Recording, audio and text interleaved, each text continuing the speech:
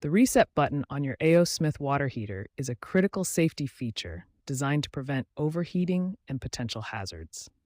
Understanding its location and function is essential for safe operation. This button serves as your water heater's emergency stop, automatically shutting down the system when temperatures become dangerous.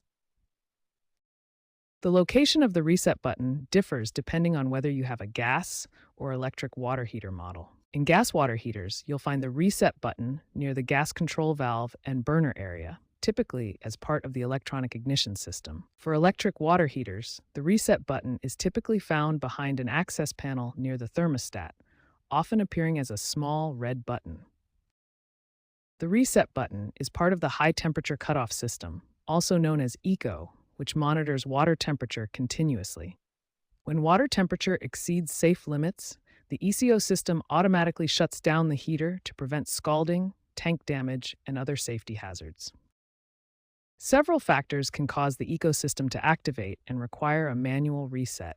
The most common causes include a faulty thermostat, overheating conditions, low water levels in the tank, and various electrical issues that can affect the heating system. When the ecosystem is triggered, manual intervention is required to reset the water heater. Simply pressing the reset button restarts the ecosystem, allowing the heater to resume normal operation. Before attempting any reset, safety is paramount. Always turn off the power to your electric water heater at the main circuit breaker to prevent electrical shock. The location of the reset button depends on your water heater type.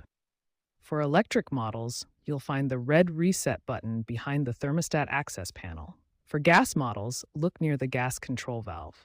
Once you've located the reset button, the procedure is straightforward. Press and hold the red reset button for a few seconds until you hear a click. This indicates the system has been reset. After resetting, turn the power back on and test your water heater.